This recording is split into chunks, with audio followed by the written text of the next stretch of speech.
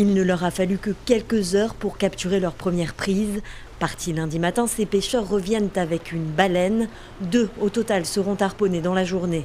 Un retour de pêche devant un parterre de journalistes, car c'est la première fois depuis plus de 30 ans que le Japon autorise la chasse à la baleine à des fins commerciales. La reprise du commerce des baleines émane d'une volonté forte, non seulement du peuple de cette région, mais aussi de toute l'industrie baleinière japonaise. Ces pêcheurs ne manquaient pas d'entraînement car en réalité le Japon n'a jamais cessé de chasser la baleine. Ils contournaient les interdictions internationales avec des expéditions scientifiques dans le Pacifique Nord ou l'Antarctique. Et la chair de ces baleines harponnées pour la recherche se retrouvait parfois sur les étals des marchés.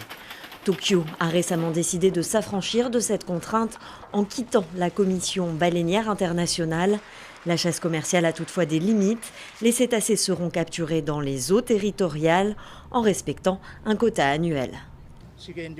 Le quota a été fixé en fonction de prévisions pour ne pas affecter les ressources marines ces 100 prochaines années, alors nous le respecterons. Le Japon poursuivra ses recherches. Si les ressources augmentent, nous aimerions voir ce quota augmenter. Si possible, nous aimerions aussi capturer une plus grande variété de baleines.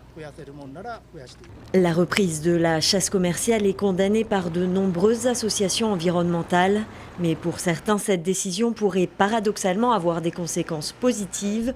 Le Japon va ainsi cesser de chasser en haute mer et devrait, près de ses côtes, ne trouver que des petites baleines moins menacées d'extinction.